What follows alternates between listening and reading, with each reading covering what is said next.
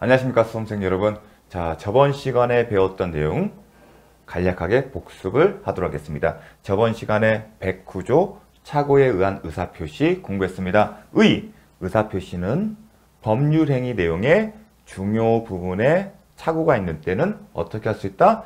취소할 수 있다. 그러나 그 착오가 표의자의 어떠한 과실? 중대한 과실로 인한 때는 취소하지 못한다. 잔항의 의사표시는 선의의 제3자에게 대항하지 못한다. 109조는 암기를 하셔야 합니다. 그 요건과 관련해서 착오의 개념은 뭐라고 했죠? 내심적 효과와서와 의사와 표시가 일치하지 않고 그러한 사실을 몰랐던 경우인데 의사를 어떻게 바꾼다? 내심적 효과의사. 표시는요, 표시상의 효과의사. 이 둘이 일치하지 않는 것이 착오다. 이와 관련해서 장래에 발생한 막연한 사정, 예측하거나 기대하고 법률 행위를 했는데 그게 실현되지 않다 하더라도 착오를 이유로 취소할 수 있다? 없다. 잘 기억해 두십시오. 또 내용의 착오에는 표시상의 착오, 내용 또는 의미의 착오, 동기의 착오가 있는데 뭘 기억하라고 했죠? 강학상, 기명나리의 착오 또는 서명의 착오는 어떤 착오다? 표시상의 착오다. 내용의 착오가 아닙니다. 자, 다음. 중요한 것은 이제 동기의 착오인데 동기와 관련한 판례의 입장. 먼저 첫 번째, 표의자가 동기를 의사표시의 내용으로 삼을 것을 뭐라고요? 상대방에게 표시하고 그 다음에 해석상 그러한 내용으로 되어 있다고 인정되면 동기의 착오를 이유로 취소할 수 있다. 일단 동기의 착오다 하더라도 109조가 적용될 수 있다는 겁니다. 그럼 뭘 하냐? 그러한 동기의 착오가 중요 부분의 착오인지 그리고 중대한 과실이 있는지 여부를 따져본다는 겁니다. 그래서 중요한 것은 표시하고 해석상 법률행 내용으로 있다고 인정되면 충분한다. 더 나아가 합의까지 이루어질 필요는 없다. 요 문구 강조를 했습니다. 두 번째, 판례는 표의자의 동기가 상대방에게 표시되지 않았다 하더라도 반대로 상대방에 의하여 유발되었거나 아니면 상대방 측으로부터 제공된 경우라면 설사 그 동기를 상대방에게 표시하지 않다 하더라도 착오를 이유로 취소할 수 있다. 자, 요거 잘 기억해 두십시오. 자, 중요 부분의 착오에 관련해서는 사례처럼 사례 지문이죠. 근데 지문 안에 해답이 있다. 특히 기억할 것은 법률에 관한 착오도 법률행위 내용의 중요 부분에 관한 착오에 해당될 수 있고 그러한 착오가 나머지 요건, 중요 부분이고 그러한 경우에는 취소할 수 있다. 예컨대 토지를 매입했어요. 공장 신축 문제로. 근데 관계법령에 따라 못한다. 그런 경우를 예로 들었습니다. 그 다음 표의자에게 중대한 과실이 없을 것. 먼저 이 부분은 제가 부연 설명을 하지는 않았어요. 사실 이게 논리적 설명은 아니에요. 왜 그러냐면 자, 어떠한 내용이죠? 측량 문제예요. 누가 한다? 매수인에게 과연 토지를 매수하는 매수인에게 매매 계약을 체결하는 과정에 있어서 현황이 지적된 현황과 일치하는지 여부를 확인할 주의 의무가 있는지. 만약 주의 의무가 있다면 주의 위반의 과실이 있고 그 과실 중대가 과실이 있으면 취소를 못하게 돼요. 그런데 토지의 매수인이 과연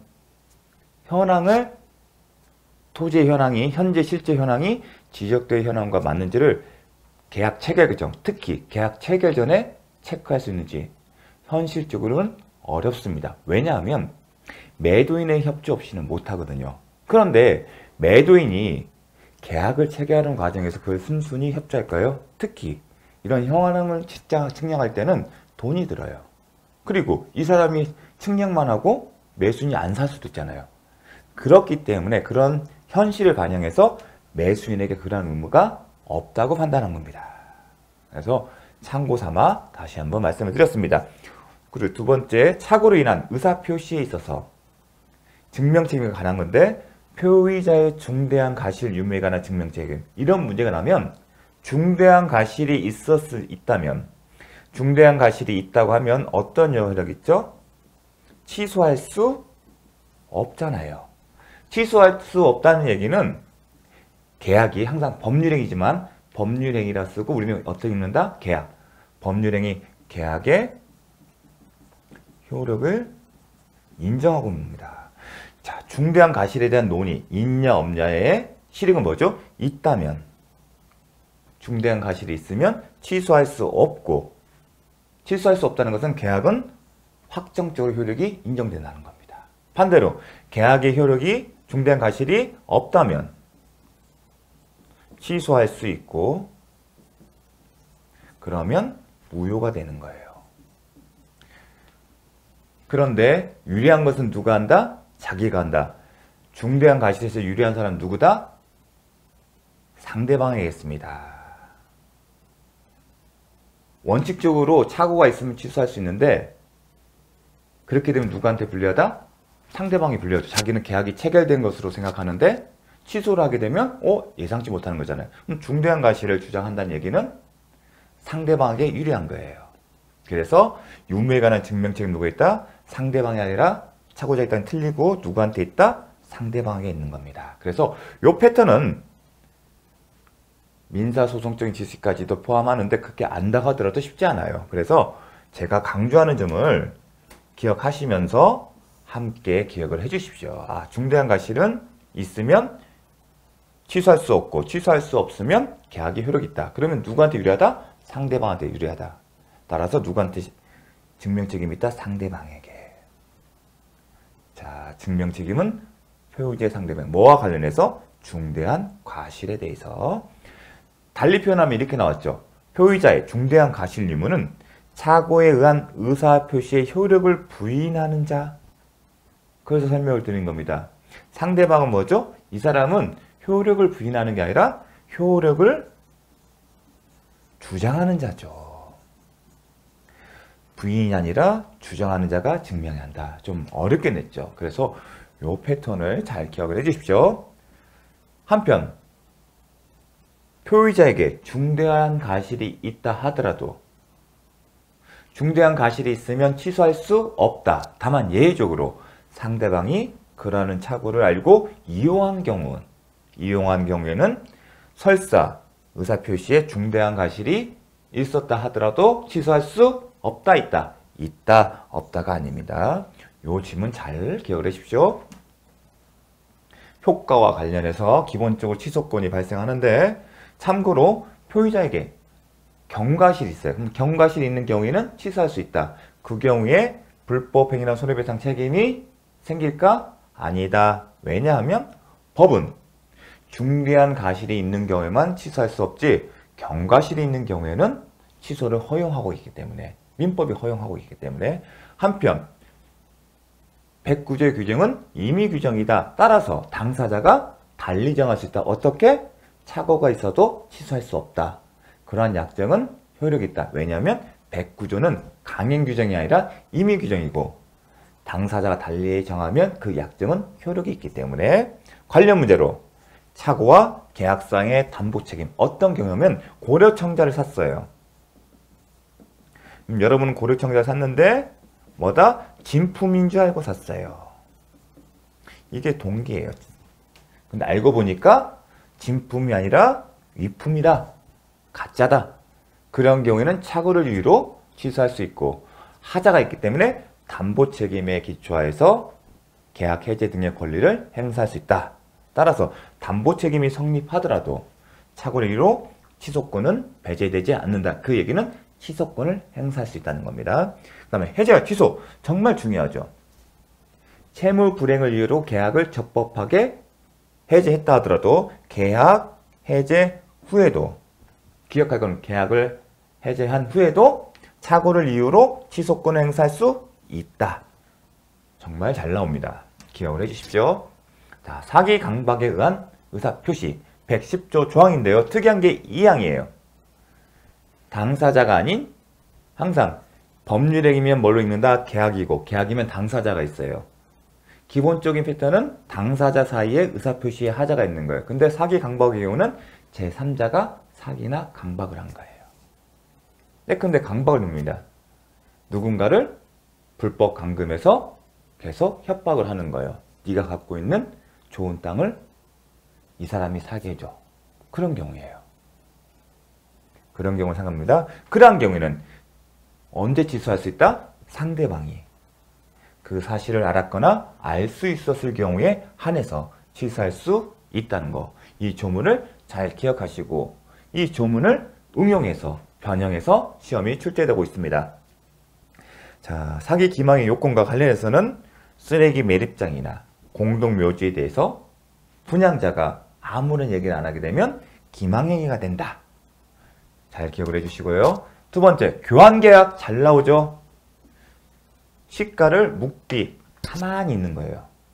그런 게 기망에 해당된다? 그렇지? 아니다. 해당되지 않는다.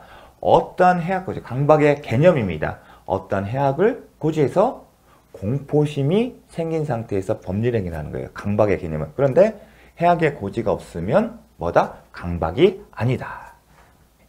요 개념. 그 다음에 강박이 있는데 아예 의사결정의 자유를 완전히 받대. 완전히가 방점이에요.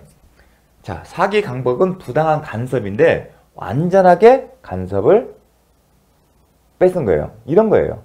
신고할 수 있었잖아, 112에. 그런데 절대적 강박은 112 신고도 할 수 없는 상황인 거예요.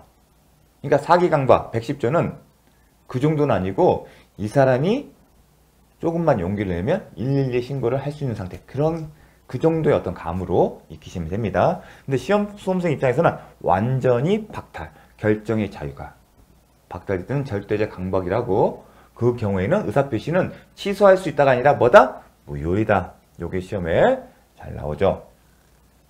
자, 대리인의 기망행위에 계약의 대리인 나오고 기망행위 나와서 나오게 되면 딱 지문상 딱 해야 돼요. 아, 대리인을 기준으로 해서 사기 여부를 판단한다. 따라서 계약의 상대방이 선의는 중요하지 않죠. 본인이 선의해서 계약 취소할 수 있다.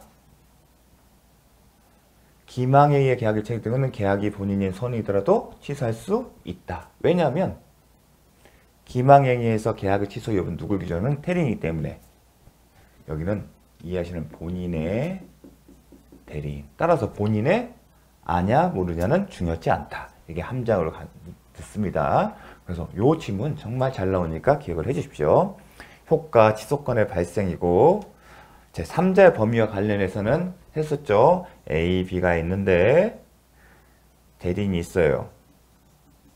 이게 제3자냐 여부를 했는데 대리인과 이 사람은 1심 동체이기 때문에 110조 제2항의 문제가 아니고, 따라서 대리인이 B를 기망해서 매매계약을 체결하게 되면 A가 선이냐 악이냐, 즉 알았냐 몰랐냐 상관없이 B는 이 계약을 취소할 수 있다. 요거랑 관련된 겁니다.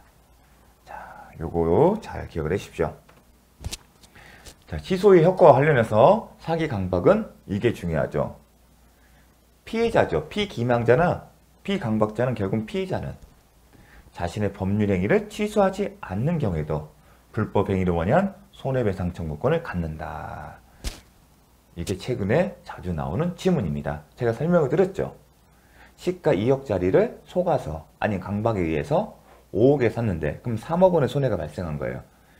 뭔 차이냐면 불법행위에 대한 손해배상 청구는 어느 시점으로 손해 여부는 불법행위 시점에 기준을 판단하는 거예요. 따라서 매매계약 체결한 시점, 속아서 아니면 강박당해서 매매계약을 체결한 시점에 발생한 손해가 얼마인지를 보는 거예요. 그게 불법행위 손해배상 청구권이에요.